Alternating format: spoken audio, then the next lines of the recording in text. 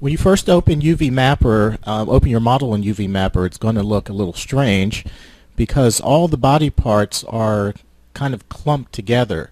And what we have to do is to body part by body part separate them so that we can have a clearer way to begin mapping our model. And so what we do is we take each body part by going to Edit, Select, and then by Group, and this drop-down menu will appear, and we just select each body part.